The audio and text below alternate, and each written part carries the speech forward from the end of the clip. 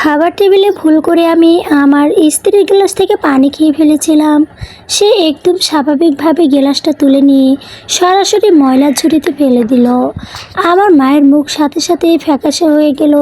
মিথিলা, একটা কি করলে তুমি? সে কোনো উত্তর দিল না, শান্তভাবে আর একটা গ্লাসে পানি ঢেলে নিল। আমি অপমানটা গিলে ফেলে জোর করে হালকা একটা হাসি দিয়ে বললাম, মা, কিচ্ছু না। ও একটু বেশি পরিষ্কার পরিচ্ছন্ন থাকতে পছন্দ করে। চারপাশের সবাই অবাক হয়ে তাকিয়ে রইল, কারণ তারা কখনো শোনেনি যে স্ত্রী গ্লাসে স্বামী পানি খেলে গ্লাসটা নোংরা হয়ে যাবে। আমাদের বিয়ে হয়েছে আজকে 6 দিন। বিয়ের আগে আমাদের কোনো দিনও কথা হয়নি। এটাই ছিল আমার জীবনে সবথেকে বড় ভুল। আমি অবশ্য বিয়ের আগে একবার মেয়ের সাথে কথা বলতে চেয়েছিলাম, কিন্তু মেয়ের পরিবার থেকে বলেছিল আমাদের মেয়ে খুব লাজুক, তাই বিয়ের আগে কথা বলতে লজ্জা পাচ্ছে। বাসর রাতে আমার কাছে এসে সময় চেয়ে নিল সে আমার সাথে এক্ষুনি এক বিছানায় থাকতে পারবে না। আমি ভেবেছিলাম সে সবেমাত্র এসএসসি পাশ করেছে, ছোট একটা মেয়ে, ভয় পাচ্ছে, তাই হয়তো এমন করছে। আমিও বাধ্য হয়ে তার কথা মেনে নিয়েছিলাম। আমি দেখতে খুব একটা সমর ছিলাম না, মিথিলার থেকে বয়সেও 8 বছরের বড় ছিলাম। মধ্যবিত্ত পরিবারের একটা সাধারণত ছেলে, যে একটা প্রাইভেট ব্যাংকে ছোটোখাটো চাকরি করে। বিয়ের বাজারে আমার মতো ছেলে, মিথিলার মতো সুন্দরী আর উচ্চ বংশ মেয়ে পাওয়া বেশ কঠিনই ছিল। মিথিলাকে যখন প্রথম দেখতে গিয়েছিলাম, ওই একটা নীল রঙের সুতি শাড়ি পরে এসে দাঁড়ালো। একদম শান্ত, নিচু মুখশ্রী, কাজল কালো দুটো চোখের পাতা ফেলতেও যেন দ্বিধা করেছিল। সেই রূপ দেখে রূপকথার রাজকন্যার কথা মনে পড়ছিল আমার। ভেবেছিলাম ভাগ্য হয়তো আমার প্রতি একটু বেশি সদয় হয়েছে, এত ভালো আর শ্রুতি একটা মেয়ে আমার জীবনে আছে।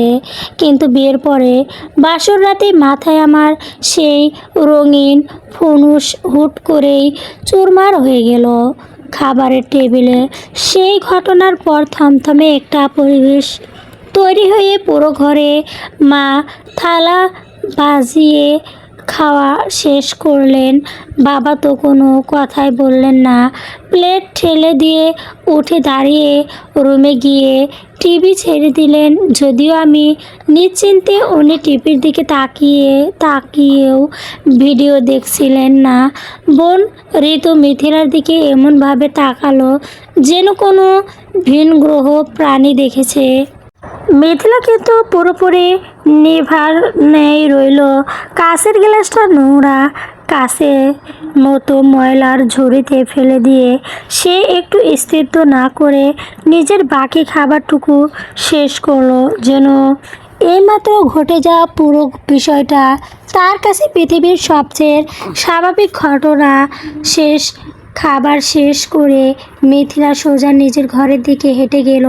তার হাঁটার ধরন, তার চাহনি, সব কিছুর মধ্যে এক অদ্ভুত দ্রুত আর শীতলতা।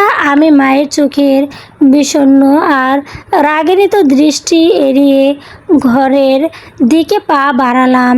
দরজার হাত দিতেই মা পেছন থেকে এসে শক্ত করে আমার হাতটা চেপে ধরলেন। আয়নায় এটা কি ধরনের বেয়াদবি? মায়ের গলার আওয়াজ কাঁপছিল ক্ষেপে আর কষ্টে। তুই চাকরি করিস, আয় রোজগার করিস, তোকে তো আমরা কোনো দিন অপমানের শিক্ষা দেইনি।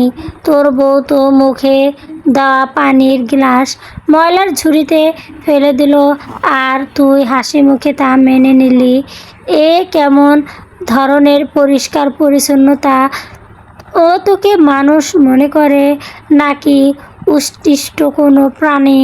আমি কোনো মতে একটা দীর্ঘশ্বাস চেপে বললাম, মা, তুমি বিষয়টা বড় করছো।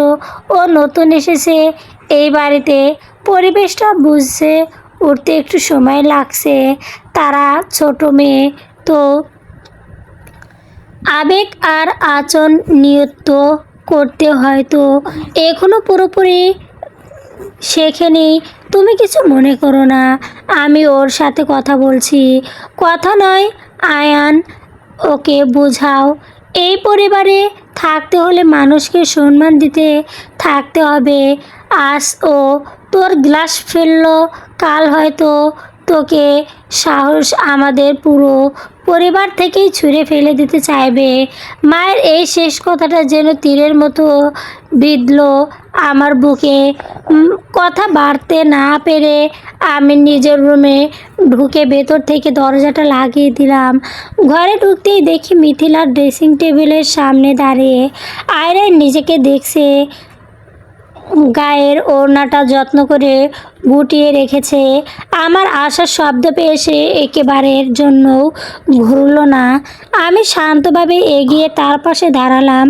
আয়নার ভেতর পরিবিস্তম্য তার চোখের দিকে তাকালাম, কিন্তু সেখানে কোনো সূচনা, কোনো ভিত্তি কিংবা সামান্য লজ্জা, কোনো কিছুরই অস্তিত্ব নেই।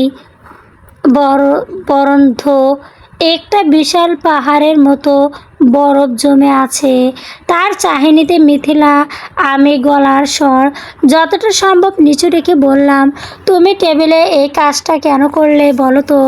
মা কতটা কষ্ট পেল জানো? তুমি গ্লাসটা ধুয়ে রাখতে পারতে অথবা সরিয়ে রাখতে পারতে, কিন্তু বেসিংয়ে না ফেললে হতো না।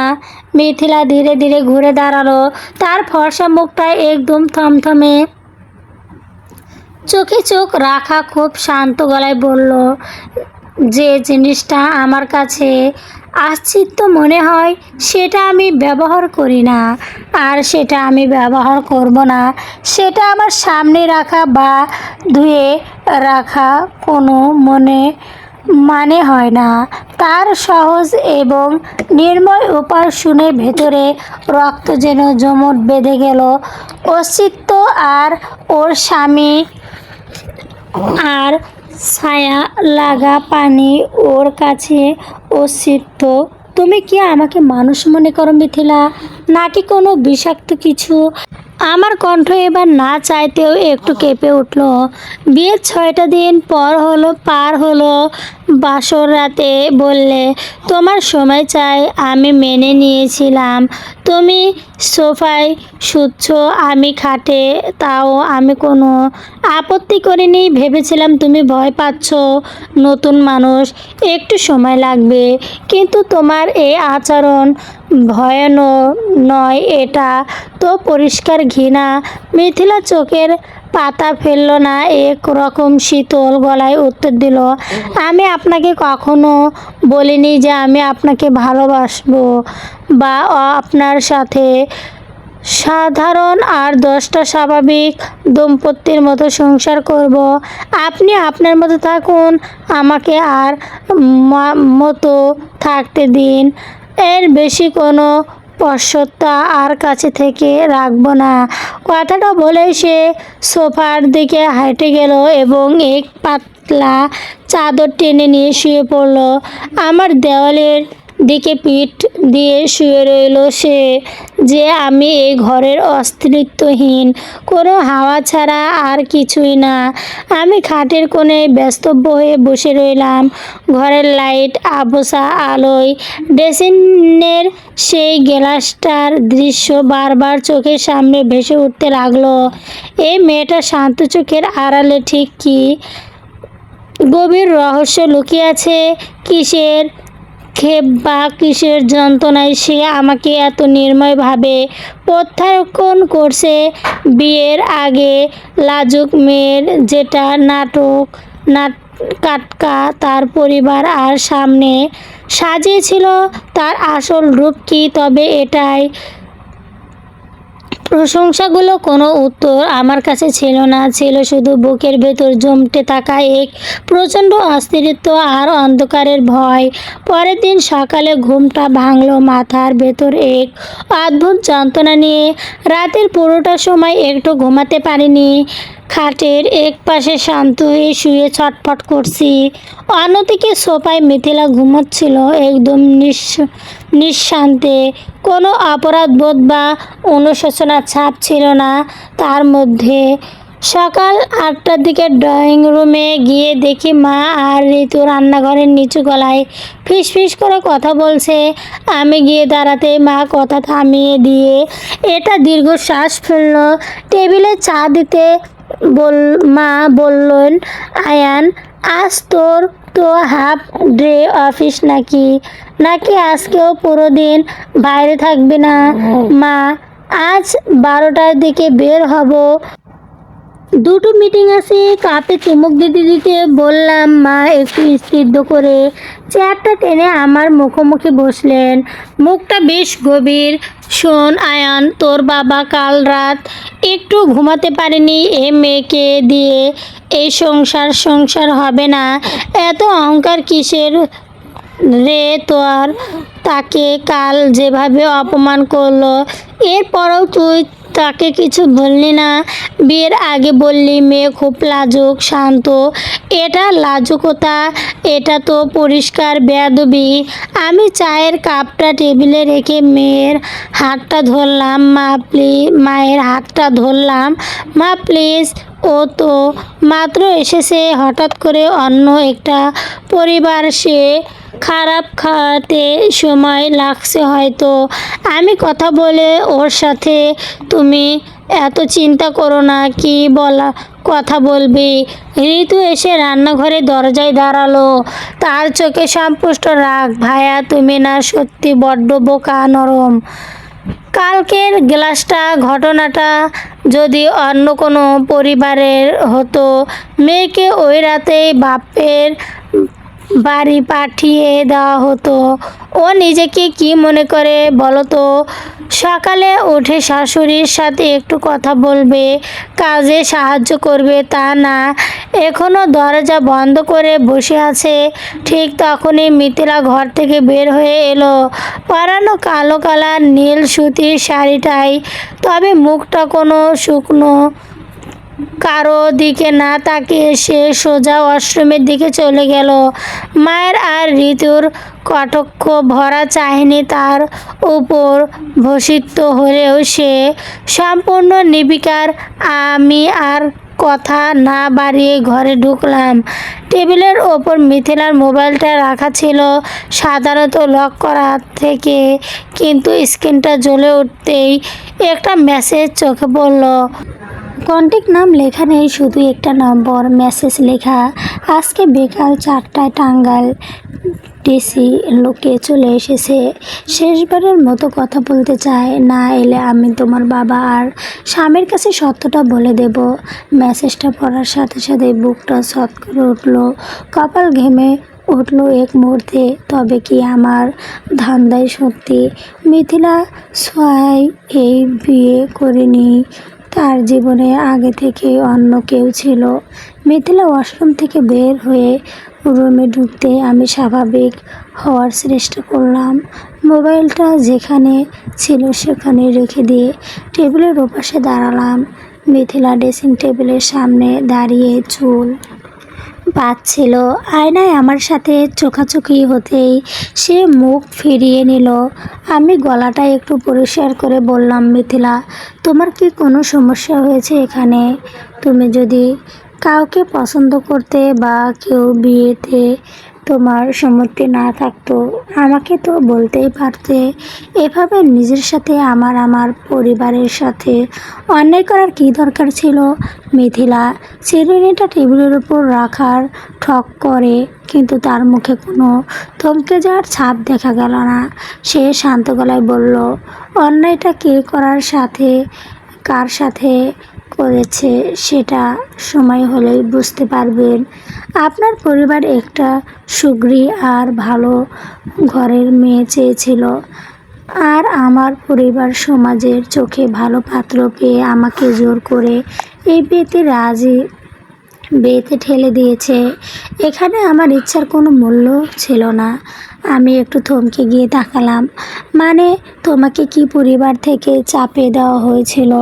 চাপ দেওয়া মানে? মিথিলা একটা তিতা হাসি হাসলো।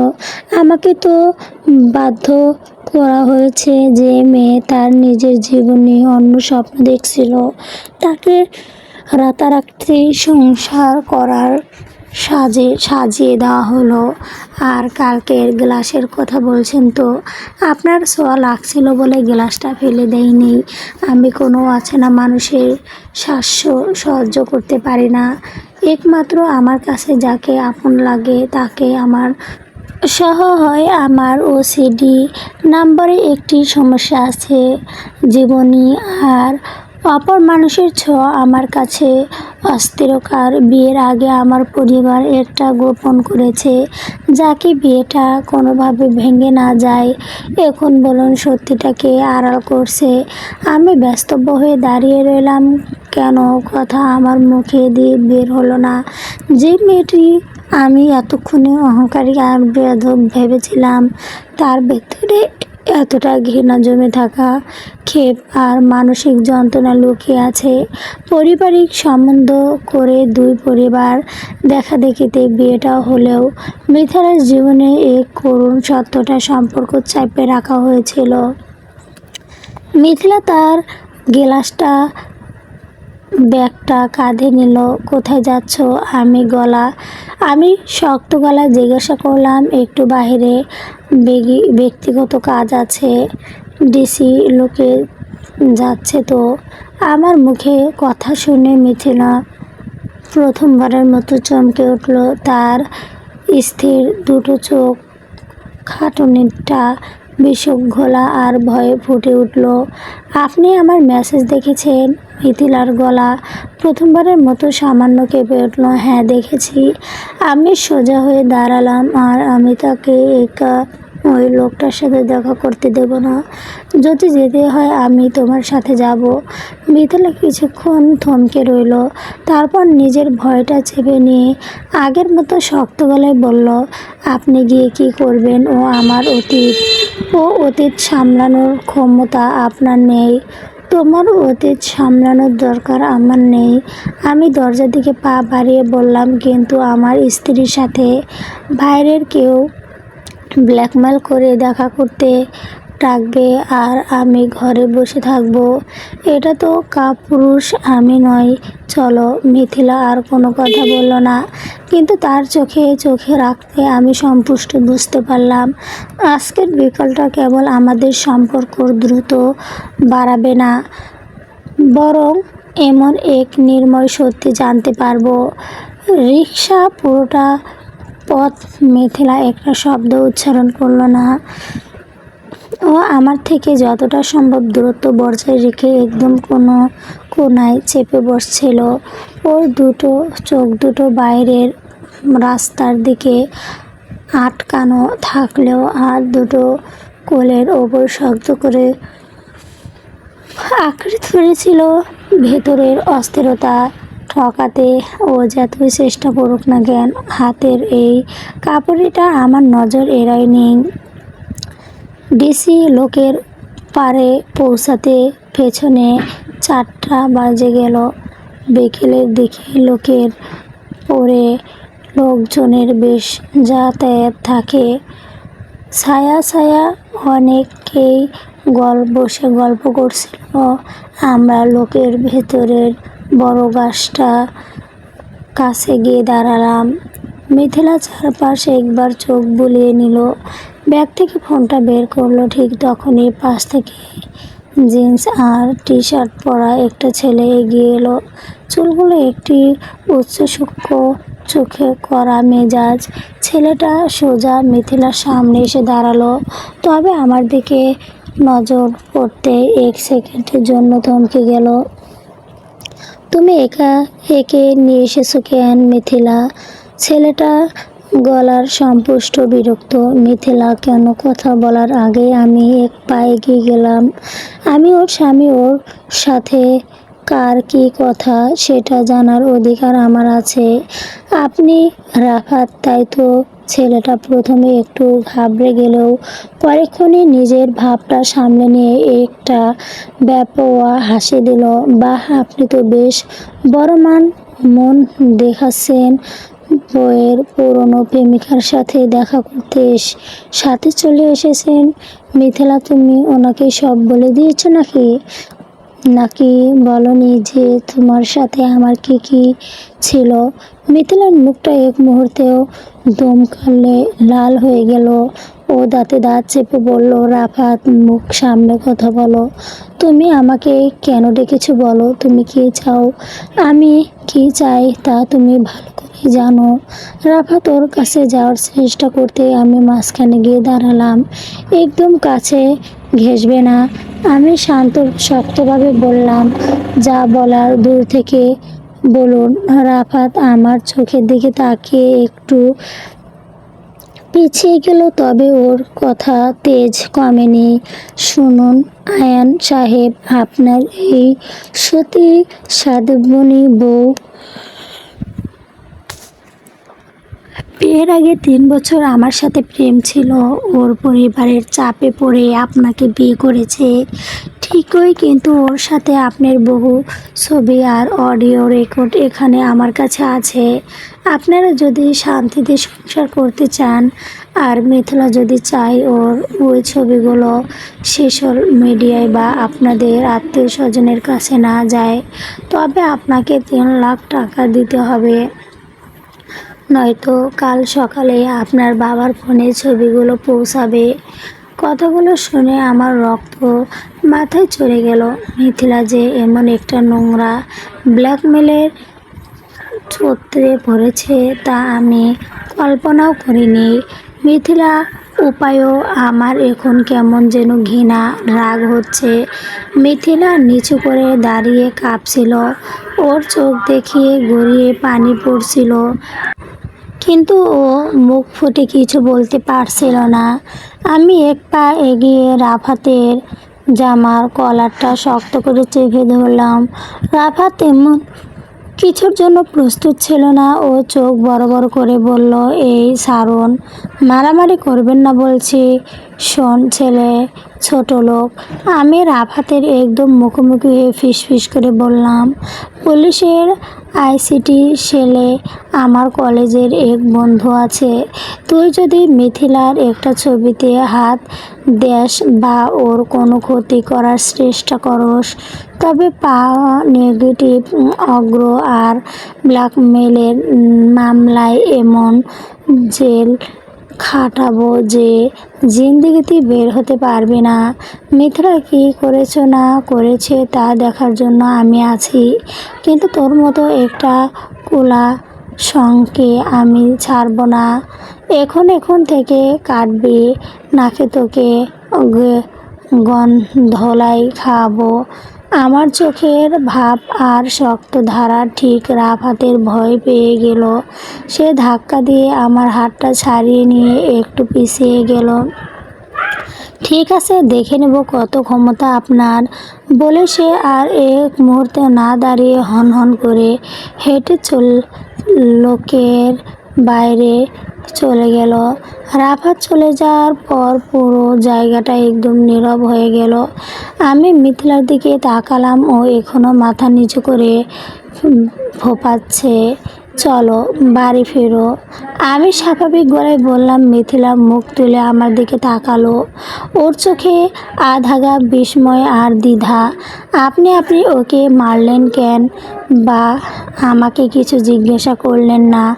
ও তো সত্যি কথাই বলেছিল আমার সাথে ওর সম্পর্ক ছিল। আমি একটা দীর্ঘশ্বাস ফেলে বললাম, সম্পর্ক থাকা আর একটা ব্ল্যাকমেল করতে হতে জিম্মি হওয়া এক কথা নয়। ও একটা চরিত্রহীন ছেলে, আর তোমাকে চরিত্রহীন বলবে কি না এটা আমি জানি না, তবে তুমি একটা ভুল সিদ্ধান্ত নিয়েছিলে যার অশান্তি তুমি এখন পাচ্ছ। কিন্তু তাই বলো আমি তোমাকে কোনো বেটে পড়তে দেব না। চলো। বাসায় যখন পৌঁছালাম তখন প্রায় সন্ধ্যা হয়ে এসেছে। দরজায় পা রাখতেই বুঝে গিয়েছিলাম ভেতরের অবস্থা খুব একটা ভালো না। বাবা ড্রয়িং রুমের সোফায় বসে আছেন, পাশে মা আর ঋতু দাঁড়িয়ে আছে। মায়ের মুখ দেখে বোঝা যাচ্ছে উনি এতক্ষণ ধরে বিষ ধরেছেন। আমরা ঘরে ঢুকেই মা গর্জনে উঠল, কোথায় ছিল তোমরা দুজন? দুপুর 12টা থেকে কোনো খোঁজ নেই।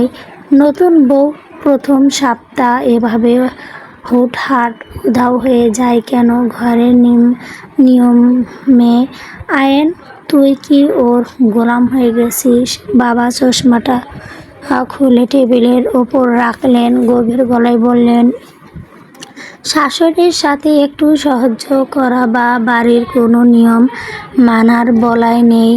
আজকে না জানিয়ে বাইরে চলে গেল, এমন শিক্ষা কি ওর পরিবার দিয়েছে?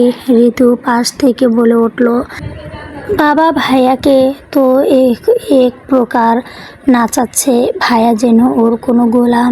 মিথিলা কোনো কথা বলল না, অপরাধীর মতো দাঁড়িয়ে রইল। ওর দুটো চোখ লাল, যে কোনো মুহূর্তে আবার কেঁদে ফেলল।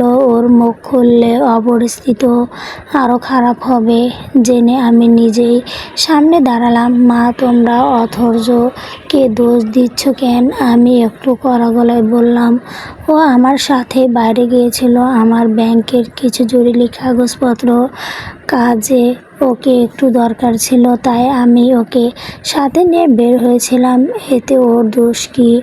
মা অবাক হয়ে আমার দিকে তাকালো, তোর কাজের জন্য ও গেল, তুই এতদিন একা কাজ করতে পারতি, আজ বউকে নিয়ে যেতে হলো। তুই আমাদের কাছে সত্যটা লুকাচ্ছিস আয়ান। আমি কোনো কিছু লুকাচ্ছি না মা। আমি সোজা বাবার চোখের দিকে তাকালাম। তোমরা যদি মিথিলাকে এই বাড়ির বউ হিসেবে মেনে নিতে না পারো তবে সেটা আমাকে বলো, কিন্তু কথায় কথায় ওকে অপমান করা আর ওর পরিবার তুলে কথা বলা বন্ধ করো। ও এই বাড়ির বউ, আমার স্ত্রী, ওর ভালো মন্দ দেখার দায়িত্ব আমার। আমার মুখে এমন কথা শুনে বাবা আর মা দুজনেই স্তব্ধ হয়ে গেলেন। ঋতুও মুখ বন্ধ করে ফেলল। আমি মিথিলার দিকে তাকিয়ে বললাম, ঘরে যাও মিথিলা। মিথিলা দ্রুত পায়ে আমাদের ঘরে ঢুকে গেল। আমি মায়ের বিস্ময়ে মুখ আর বাবার চাহনি এড়িয়ে নিজের ঘরে এগিয়ে ঢুকলাম, বরং ভাজা শার্ট খুলে হ্যাঙ্কের ঝুলিয়ে রাখলাম। রাতে খাওয়া দাওয়া টেবিলে ভারী একটা নীরবতা বিসর্জন করছিল। কেউ কারোর সাথে কোনো কথা বলল না। খাবার শেষ করে আমি ড্রয়িং রুমে এসে খাটে বসলাম। মিথিলা সোফার উপরে বসেছিল। ও অল্প দৃষ্টিতে আমার দিকে তাকিয়েছিল, যেভাবে ওর আগে কখনো তাকায়নি। ও সেই ঠান্ডা বরফ শীতল চাহনিতে আজ যেন খাটুনিতা, অপরাধবোধ আর আশ্চর্য এক পরিবর্তন দেখা যাচ্ছিল।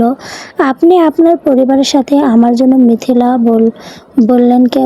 বললেন কেন? মিথ্যা খুব নিচু গলায় জিজ্ঞাসা করলো।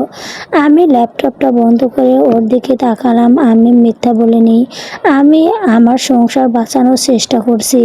তোমার অতীত নিয়ে আমার কোনো কৌতূহল নেই মিথিলা, কিন্তু বর্তমানটা যদি তুমি নোংরা করতে চাও তবে আমি বাধা দেব। আর পরিবার সহজ সরল মানুষ, ওদের কাছে সব গাদা ছোড়াছুড়ি সাহস হবে না। মিথিলা কিছুক্ষণ চুপ করে রইল, তারপরে ধীরে উঠে দাঁড়িয়ে আমার খাটের একপাশে দাঁড়ালো। আমার ওসিডি সমস্যাটা সত্যি, সে অপরাধীর মতো গলা নামিয়ে বলল, কেউকে সাহস করতে আমার সত্যিই কষ্ট হয়, সাহায্য করতে আমার সত্যিই কষ্ট হয়। সামনে আমার অপরাধ পরিষ্কার, সামনে যেভাবে আমাকে আগলে রাখলেন, আর আমার মনে হয় আপনি আমার সাথে অনেক বড় অন্যায় করেছি। আমি ওর দিকে তাকিয়ে শান্ত গলায় বললাম, আয়ান, শ্রদ্ধ করার সুযোগ মানুষ সব সময়ই পায় মিথিলা, ও সাদিসটা থাকতে হয়। মিথিলা আর কোনো কথা না বলে নিজের সোফায় গিয়ে শুয়ে পড়ল। তবে আজ সে আমার দিকে পিঠ দিয়ে শোয়নি, বরং সিলিংয়ের দিকে তাকিয়েছিল। রাত তখন প্রায় 1টা। হঠাৎ মিথিলার ফোনের মেসেজ নেটটা বাজলো। নীরব ঘরের শব্দ বেশ জোরে শোনালো। মিথিলা ফোনটা তুলে স্ক্রিনের দিকে তাকালো, আর সাথে সাথেই ওর মুখ থেকে একটা চাপা আত্মজ্ঞের শব্দ বের হয়ে এলো। আমি বিছানা ছেড়ে উঠে ওর পাশে গিয়ে দাঁড়ালাম। কি হয়েছে? মিথিলা কাঁপতে থাকা হাতের ফোনটা আমার দিকে বাড়িয়ে দিল। স্ক্রিনে রাফাতের নামে থেকে একটি মেসেজ এসেছে, সাথে একটা ছবি আর অডিও ফাইল। মেসেজে লেখা, ভাবছো জামাইয়ের আড়ালে বেঁচে গেছো? এই ছবি আর অডিও তোমার শ্বশুরের হেড আসে পাঠিয়ে দিচ্ছি, আর 5 মিনিটের মধ্যে পুরো পরিবার জেনে যাবে তুমি কেমন মেয়ে। এবার সামলাও, তোমার সংসার চলবে। গল্পটি অনেক সুন্দর। যদি ভালো লেগে থাকে দয়া করে চ্যানেলটাকে সাবস্ক্রাইব করবেন।